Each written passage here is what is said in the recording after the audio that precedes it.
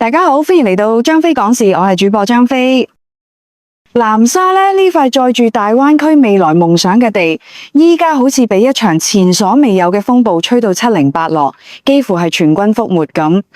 作為廣州最受注目嘅親生仔，南沙由出世嗰陣就光環加身，政策嘅雨露幾乎從來冇停過。今年開局嚟講，南沙更加係怒刷咗一大波存在感。由最新嘅政府工作報告入邊頻頻俾點名、寄予厚望，到國家三部委聯合出6大嘅利好政策，再到前幾日備受關注嘅南沙條例正式通過，每一個動作拎出嚟都係真金白銀同埋實打實嘅重磅利好。照道理，浸住咁密集嘅政策，春風南沙嘅樓市就算唔係一飛沖天，都應該穩如泰山啦。但係吊詭嘅現實就俾所有樂觀嘅預期潑咗盆冷水。問題嚟咗，南沙從來唔缺利好，但係點解過去整整1年甚至更長嘅時間入邊，佢嘅樓市卻陷入咗地難賣、樓都難賣嘅艱難境地呢？回想當年，南沙係幾咁意氣風發，係無數深圳投資客心目中嘅掘金天堂。一架又一架嘅豪華大巴車，載住喺深圳樓市賺到盆滿缽滿，急住揾下一個價值窪地嘅投資客，浩浩蕩蕩咁跨過虎門大橋，湧入南沙各大售樓處。彼時售樓處入邊人頭湧湧，擠滿咗操住各地口音嘅睇樓人，空氣入邊彌漫住一種近乎狂熱嘅樂觀情緒。都係呢批手握重金嘅投資客，用一種摧枯拉朽嘅勢頭，將南沙嘅樓價由仲喺價值區間嘅2萬出頭，硬生生拉上咗3萬，甚至觸及4萬嘅字頭。南沙就好似一個含住金鎖匙出世嘅富二代，手握最優厚嘅資源，本應按部就班咁行上區域發展嘅人生巔峰。但結果或者係行得太快太急，俾資本嘅熱潮吹得過高，最終喺市場嘅寒流入邊重重跌落嚟。而家嘅南沙陷入咗一種越努力越唔討好嘅尷尬循環，政策利好越係密集出台，市場嘅反應越係平淡，甚至更加凸顯出佢樓市基本面嘅脆弱。首先，南沙一手市場嘅熱度銳減，成交量相比最高峰時期直接被腰斬咗。翻睇數據，2022年南沙全年只賣出咗唔夠6000套新房，呢個數字對於一個被定位為未來之城嘅區域嚟講，顯然係唔及格嘅。舊年喺一系列政策放鬆嘅刺激下，數據稍微靚咗啲，但都未能突破8000套嘅關口。新樓嘅成交水準只能話尚算 OK， 維持住一定嘅流動性，但背後隱藏嘅去化壓力卻好似烏雲壓頂，令人喘唔過氣。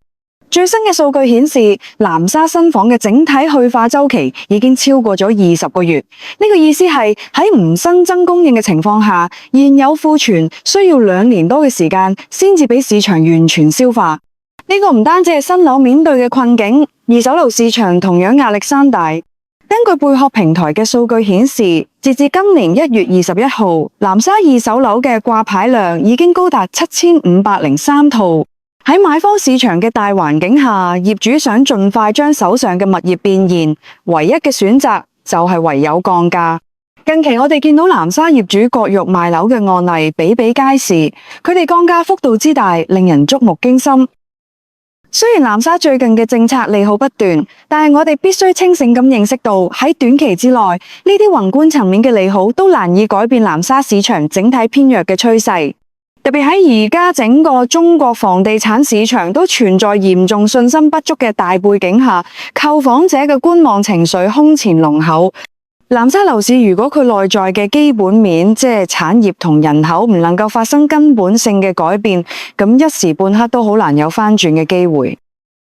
南沙樓市而家至少存在3個環環相扣嘅巨大問題，分別係常住人口嚴重不足、房地產庫存量巨大，以及喺周邊區域紛紛鬆綁嘅背景下，依然相對嚴格嘅限購政策。呢3大問題好似3座大山，沉重咁壓喺南沙樓市嘅身上。唔單止購房者望而卻步，連曾經嗅覺最靈敏、最敢下注嘅開發商，都喺呢度被逼到焦頭爛額。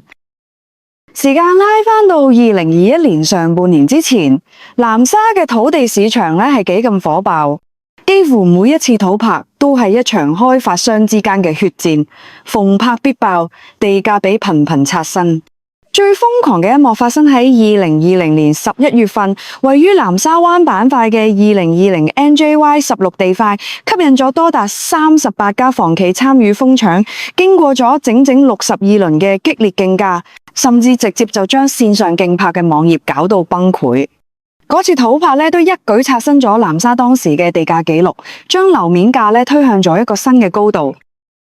但係僅2年幾嘅時間，市場便已經換咗人間。自2023年嚟講，南沙嘅土拍市場就頻頻爆冷，同樓市一樣喺谷底苦苦掙扎。即使喺舊年9月20號廣州發佈樓市新政，將限購區域縮圈之後，南沙依然被劃歸喺5+1嘅核心限購區之內。呢個舉措喺當時被一啲人解讀為用另外一種方式肯定咗南沙作為城市副中心嘅核心區地位，為佢保存咗最後嘅體面。但而家睇嚟啦，呢份體面更似係一道枷鎖，限制咗外部資金嘅流入。先嚟講講土地拍賣嘅慘淡景象。喺2023年廣州最後一輪集中供地入邊，南沙出現咗令人意想不到嘅一幕。原定有4宗位於南沙嘅宅地要進行限時競拍，結果其中竟有3宗地塊喺開拍前就發佈咗終止出讓嘅公告。業界普遍認為呢個背後最直接嘅原因應該就係冇人報價，導致地塊無法進入競拍流程，只能無奈終止。更令人唏噓嘅係，呢3宗地塊並非偏遠地區嘅雞肋，而係處喺核心之中嘅核心位置。譬如其中一宗咧，就位於南沙未來發展嘅絕對核心區域橫籟島尖地帶，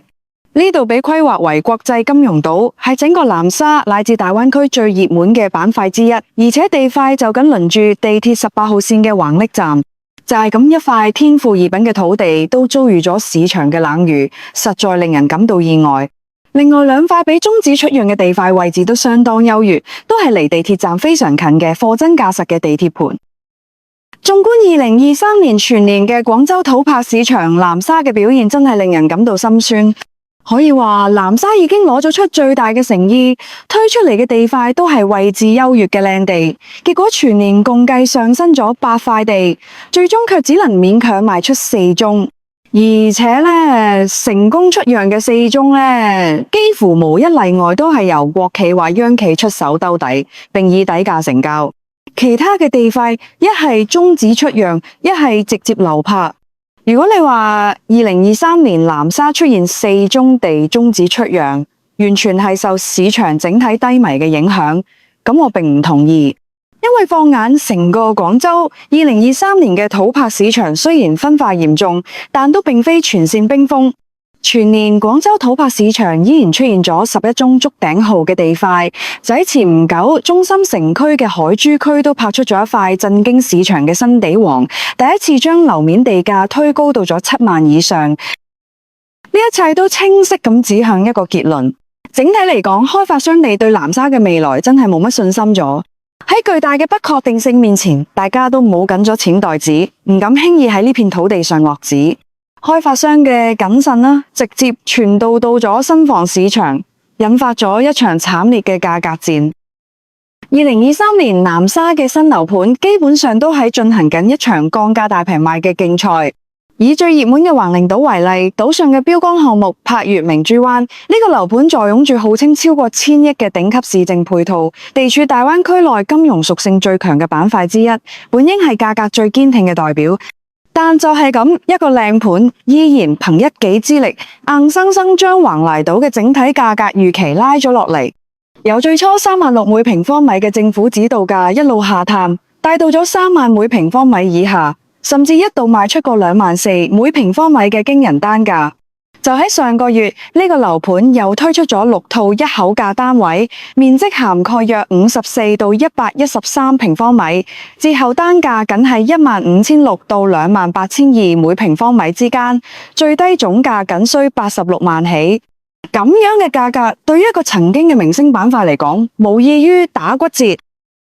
再睇位於南沙傳統核心區南沙灣嘅越秀珠實天悅海灣，呢個樓盤嘅位置都相當唔錯。南沙坊間一直流傳咗一句話：先有南沙灣，後有南沙區，足見南沙灣板塊嘅底蘊。該項目嘅拿地樓面價就接近2萬每平方米，最初嘅開盤價定咗喺32000每平方米。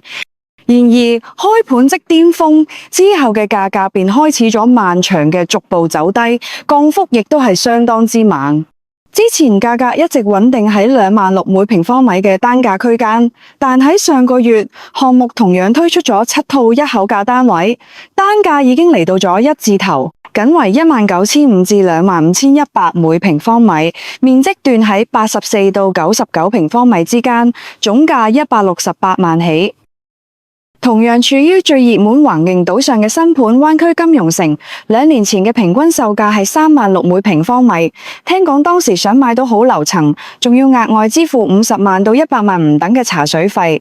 而到咗年底，該項目都推出咗6套一後價單位，面積約88到118平方米，折後單價降至29800到32200每平方米。此外，中鐵月光來都推出咗6套一口價嘅單位，建面約88到103平方米，優惠後嘅總價喺161萬到225萬之間，最高勁省約29萬。整體嚟講，雖然廣州各個區域嘅新盤都喺以降價換量，但南沙嘅降價幅度係除咗遠郊嘅增城之外，最為誇張嘅一個。基本上區域內叫得上名嘅樓盤，個個都喺降價，無一幸免。南沙新樓嘅價格底線都喺呢一次次嘅促銷入面被不斷刷新。高企嘅庫存係懸喺開發商頭頂嘅達摩克利斯之劍。